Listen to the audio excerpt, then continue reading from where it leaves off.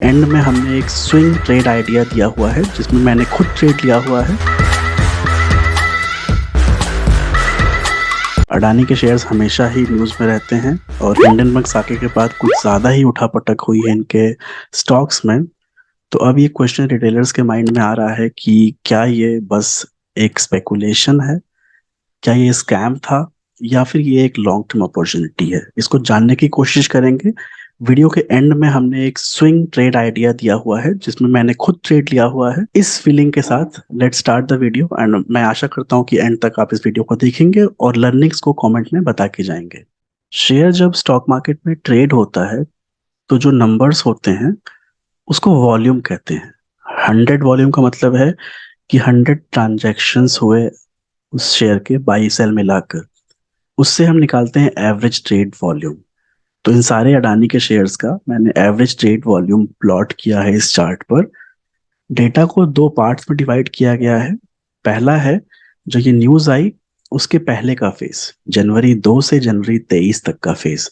दूसरा है जनवरी 24 से 10 मार्च तक का फेज, जो इस वीडियो के बनाने तक का लास्ट ट्रेडिंग डे था। इस डेटा से काफी इंटरेस्टिंग स्टोरी सामने आती है कि हिंडनबर्ग सागा के बाद अडानी शेयर्स के एवरेज वॉल्यूम में काफी ज्यादा इजाफा हुआ है। ये काफी इंटरेस्टिंग भी है और काफी सवाल भी खड़े करता है कि हम किस तरह से इसको परसीव करें। आप यहाँ पर देख सकते हैं for example Adani power, Ambuja cement या अडानी पोर्ट्स या अडानी एंटरप्राइजेस।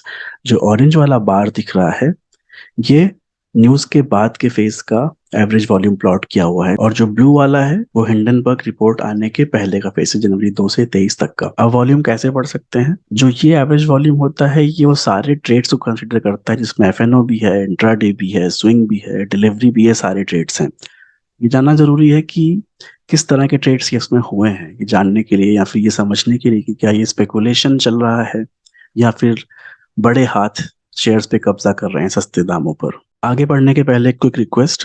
मैंने देखा है कि बहुत सारे लोग आप में से हमारे वीडियोस देखते हैं और सब्सक्राइब नहीं करते हैं। छोटा सा चैनल है, बड़े ऑनेस्ट ओपिनियन के साथ मैं डेटा शेयर करने की कोशिश करता हूं जिससे रिटेलर्स के साथ जो जातियां होती हैं मार्केट में उससे जितना मैं जानता हूं उसको यूज करके बचा सकूं। So please subscribe the video before we proceed ahead. Thank you so much in advance. अब वो एवरेज वॉल्यूम के साथ ही जानना जरूरी है कि डिलीवरी परसेंटेज क्या रहा। डिलीवरी का मतलब होता है वो ट्रेड्स जो आप लेते हैं उस स्टॉक को लॉन्ग टर्म में अपने पोर्टफोलियो में होल्ड करने के लिए। फॉर एग्जांपल अगर आप टोटल एवरेज वॉल्यूम मान लो 100, डिलीवरी परसेंटेज है 10, इसका मतलब केवल 10 ट्रेड्स ऐसे थे जो लॉन्ग टर्म के बाई या सेल थे, लॉन्ग टर्म के लिए लोगों ने खरीदा, अपने पास रखे रहेंगे, वो था डिलीवरी परसेंटेज। यहाँ पर ब्लू बार दर्शाता है जनवरी 2 से जनवरी 23 तक का फेस, हिंडनबर्ग रिपोर्ट के पहले का। ऑरेंज बार है जनवरी 24 से लेके मार्च 10 वीडियो के पहले के लास्ट रेटिंग तक का डेटा। यहाँ पर अगर आप ध्यान से इसको 2 सेकंड के लिए डेटा को देखिए तो काफी इंटरेस्टिंग पैटर्न सामने आता है। ऊपर के जो 5 स्टॉक्स हैं उसमें आप देखेंगे कि जो पैटर्न है वो ये है कि हिंडनबर्ग के पहले जो डिलीवरी परसेंटेज था वो काफी कम था। हिंडनबर्ग इशू के बाद, रिपोर्ट के बाद जो है डिलीवरी परसेंटेज वो काफी कम हो गया है। For example Adani total gas में अगर आप देखिए तो ऑरेंज बार जो दिखा रहा है 24 जनवरी से अब तक का डेटा, काफी हाई डिलीवरी परसेंटेज है। और ब्लू वाला पार्ट देखिए थोड़ा लो था पहले, अभी के कंपैरिजन में लो था। तो अडानी टोटल गैस से लेकर विल्मर तक अगर आप ऑब्जर्व करिए तो ट्रेंड ये रहा है कि पहले का डिलीवरी वॉल्यूम कम था, अब का डिलीवरी वॉल्यूम काफी बढ़ गया है। लेकिन जब आप विल्मर के नीचे आते हैं, Ambuja, ACC, Adani port, enterprises तक यहाँ पर, तो आप देखते हैं ये ट्रेंड बिल्कुल उल्टा हो गया। हिंडनबर्ग रिपोर्ट के पहले तक यहाँ पे डिलीवरी ज्यादा थी, अभी कम हो गई है। 2 सेकंड लीजिए और सोचिए कि ये क्यों हुआ होगा। Let me help you. 2 तरह के स्टॉक्स होते हैं, एफएनओ स्टॉक्स और नॉन एफएनओ। जो एफएनओ में फ्यूचर एंड ऑप्शंस में नहीं होते हैं स्टॉक्स, उसमें सर्किट ब्रेकर लिमिट होती है कि अगर स्टॉक 5% लोअर सर्किट पे है दैट मींस उसको बहुत लोग बेचना चाहते हैं, कोई भी खरीदार नहीं है। शेयर्स के ट्रेड के बारे में आपको पता होगा कि सेलर और बायर एक टाइम पे होना बहुत जरूरी है, शेयर्स बस हाथ बदलते हैं। जो ये ऊपर के स्टॉक्स हैं टोटल गैस से लेकर विल्मर तक के, ये एफएनओ में नहीं है, दैट मीन्स इसमें लोअर सर्किट अपर सर्किट काफी लगते हैं। रिसेंट डेटा पॉइंट देखेंगे आप तो आपको ये चीज दिखेगी भी कि लोअर सर्किट कई बार लगा है इन स्टॉक्स में। नीचे के स्टॉक्स जो हैं अंबुजा, एसीसी, अडानी पोर्ट्स, ये एफएनओ में हैं। दैट मीन्स यहाँ पर सर्किट लिमिट नहीं है। अब ये कैसे इम्पैक्ट करता है, लेट्स से आपने इंट्राडे में अडानी टोटल गैस एक दिन देखा कि ये 0.5% अप है सुबह 10 बजे, आपने सोचा कि इंट्राडे में प्रॉफिट कर जाएगा, आपने परचेज कर लिया। 2 बजे के आसपास लोअर सर्किट में चला गया स्टॉक और वहां से निकला ही नहीं है ट्रेड एंड होने तक। तो आपका जो इंट्राडे ट्रेड था वो कन्वर्ट हो जाएगा डिलीवरी में। दैट मीन्स अब आपको वो होल्ड करना ही करना पड़ेगा। ऊपर के 5 स्टॉक्स में ये रिस्क है, एफएनओ में नहीं है। सर्किट लोअर लगे भी हैं पास टाइम में, अगर सर्किट लग गया आपकी परचेज के बाद तो आप इसको बेच नहीं पाएंगे बिकॉज बायर कोई मार्केट में है ही नहीं, तो वो ट्रेड अपने आप डिलीवरी में कन्वर्ट हो जाएगा।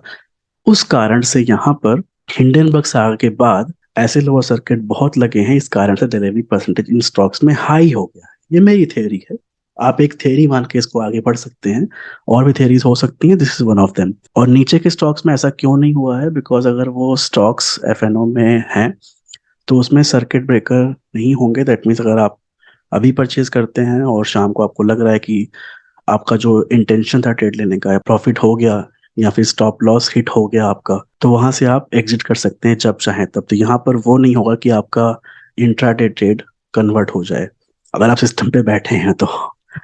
सो for that reason I think speculations काफी ज्यादा बढ़ गए हैं इनके स्टॉक्स में, इस कारण से डिलीवरी परसेंटेज में डेटा दिख रहा है। और क्लोजली ऑब्जर्व करने के लिए आप दोनों चार्ट अगर साइड बाय साइड रखिए, average traded volume against delivery percentage, तो आपको भी ये चीज लगेगी कि शायद यहाँ पर स्पेकुलेशन काफी ज्यादा चल रहा है। इससे हमें आपको क्या सिग्नल मिलता है कि एज रिटेलर्स हमें हमेशा न्यूज से, स्पेकुलेशन से, जब भी कुछ गेस वर्क चल रहा हो तो दूर रहना चाहिए।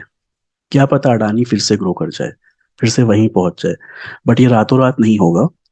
सेबी ने रिपोर्ट सबमिट करनी है सुप्रीम कोर्ट को, जो 2 महीने का टाइम वो लेंगे, आराम से रिपोर्ट जाने दीजिए। अगर आप मिस आउट भी कर जाते हैं तो कोई बात नहीं, मार्केट में बहुत अपॉर्चुनिटीज हैं, ऐसे एक अपॉर्चुनिटी हम आगे डिस्कस भी करेंगे। और अगर मिस आउट नहीं करते हैं तो आप सेफ रहोगे, आपके फंड्स सिक्योर रहेंगे, जो बहुत इंपॉर्टेंट पार्ट है इन्वेस्टिंग की जर्नी में, कि पैसे बचाना सीखना चाहिए आपको। इस बात को डबल स्ट्रेंथन करने के लिए एक बार चार्ट चेक भी ले लेते हैं अडानी के सारे स्टॉक्स पर जो यहाँ पर मेंशन किए गए।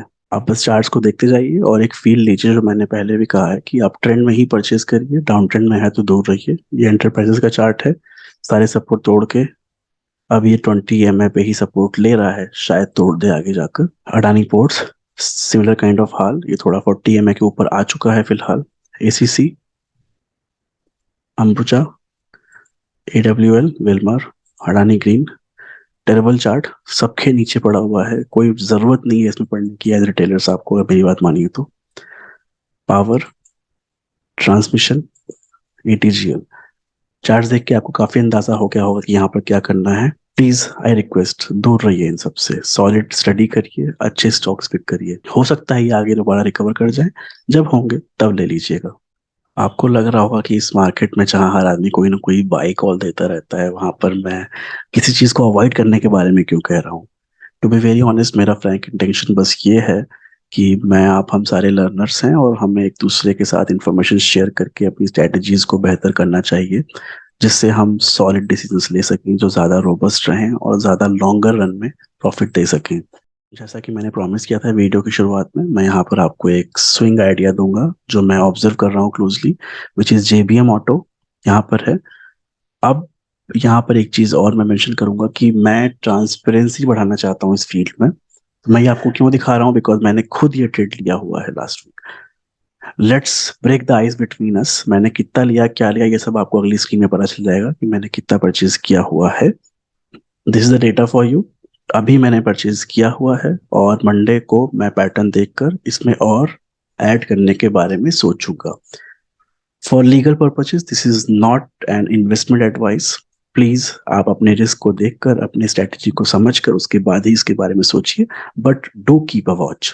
सो ये रहा जेवीएम ऑटो का चार्ट। मैंने फर्स्ट एंट्री यहाँ कहीं पर ली है जब इस लेवल के ऊपर निकला स्टॉक। अब मैं दोबारा यहाँ पर क्यों परचेज करने को कह रहा हूँ, थोड़ा सा स्टॉक को और ब्रॉड करा जाए अगर तो यहाँ समझ में आएगा कि यहाँ पर स्टॉक फिर 605 के लेवल से ऊपर गया है। देन अगेन ये अपने यहाँ के जो हाई आप देख रहे हो 675 के पास गया था, वहां से थोड़ी प्रॉफिट बुकिंग आई थी प्रीवियस ट्रेडिंग डे पर। तो हो सकता है कि यहाँ से ऊपर निकल जाए, जिसके चांसेस मुझे बहुत हाई लग रहे हैं, बिकॉज अगर आप ये नीचे ये वॉल्यूम्स देखिए, वॉल्यूम के चार्ट स्पर्ट्स यहाँ पर दिखे, फिर यहाँ पर नहीं थे, सेम तरीके का पैटर्न यहाँ पर फिर आ रहा है, तो may be the stock is ready for an approve. Let's see क्या होता है। प्लीज इसको आप क्लोजली ऑब्जर्व करिए एंड आई होप ये देख के आपको आइडिया मिले कि आप कैसे स्टॉक्स पिक कर सकते हैं स्विंग के लिए, किस तरह के चार्ट्स आपको देखने चाहिए। सो ये थी मेरी छोटी सी कोशिश। आशा करता हूँ कि इस कोशिश में मैं सफल रहा हूँ और आपको कुछ सीखने को मिला है इस वीडियो से। अगर हाँ तो ज़रूर लाइक और सब्सक्राइब करके ही जाएं। इस फील्ड में बहुत सारी नॉइज है, बहुत सारा डेटा है, बहुत तरह के टीचर्स हैं।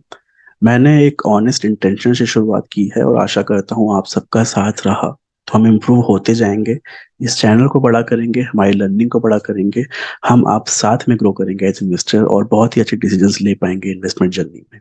आई एम वेरी श्योर आपका संडे इवनिंग का टाइम बहुत अच्छा जाएगा and wish you very good luck for the upcoming week. जो भी आप इन्वेस्टमेंट करना चाहें, ट्रेडिंग करना चाहें, उसके लिए do keep a watch on this JB Motto। देखते हैं कैसा जाता है ये स्टॉक अगले हफ्ते। Thank you so much.